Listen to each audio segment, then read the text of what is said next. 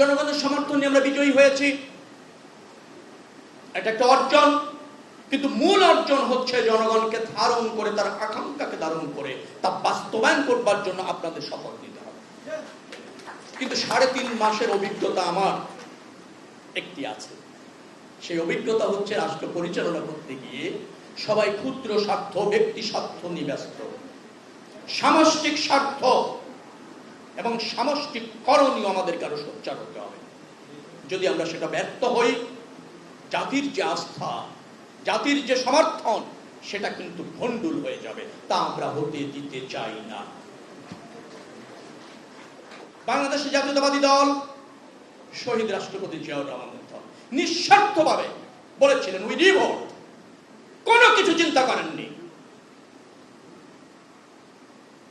Commanding officer revolt করেছিলেন। 62 যুদ্ধের কথা মনে আছে, খেনগ্রামে যুদ্ধ হচ্ছে, আলফা বাহিনীর প্রধান হচ্ছেন জিয়াউর রহমান, কমান্ডিং অফিসার। ভারত এবং পাকিস্তানের মধ্যে চরম যুদ্ধ, কয়েকটি জায়গায় ভারত পাকিস্তান সীমান্তে ঝুঁকেছে। জিয়াউর রহমান যেখানে আলফা বাহিনীর কমান্ডার হিসেবে নেতৃত্ব দিয়েছেন, বিশাল ভারতীয় ভূখণ্ড দখল করে নিয়েছে, কারণ নির্দেশের অপেক্ষায় থাকে। আমরা সেই নেতার সৈনিক। কিন্তু আমি আহত হই, আমি বলছি, আমরা যখন আমাদের রাজনীতির যে সমস্ত স্থানীয় পর্যায়ের নেতারা আছেন, তারা যখন বৃহত্তর স্বার্থকে গুরুত্ব না নিয়ে ক্ষুদ্র স্বার্থ নিয়ে আমার কাছে আসেন, আমি আপনাদের কাছে সনির্বন্ধন অনুরোধ করব, সব মহারে উঠতে হইলে প্রধানমন্ত্রী ক্ষমতায় জননেতা তারেক রহমান, দেশটাকে আমরা জনগণের বাংলাদেশ হিসেবে প্রতিষ্ঠিত করতে চাই।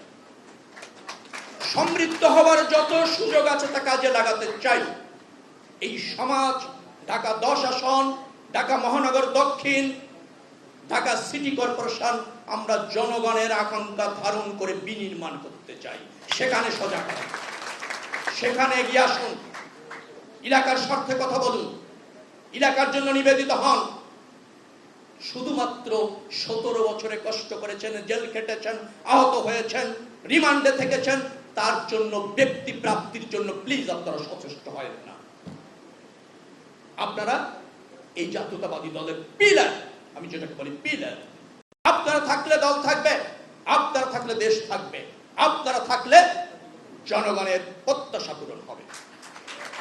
আমি মনে করি ওয়ার্ড, থানা, অঙ্গ সংগঠন, বিএনপির প্রত্যেকটি দায়িত্বশীল নেতা হচ্ছে এই রাষ্ট্রের একটা পিলার। সেভাবে নিজেদেরকে বিল্ড আপ করতে হবে।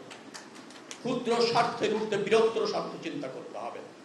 সিটি কর্পোরেশন নির্বাচন coming, knocking at the door, এবং আমাদের সম্ভাব্য প্রার্থীও আমরা যে কোনো ভাবে হোক না কেন কাছাকাছি পাচ্ছি, উইন করাতে হবে।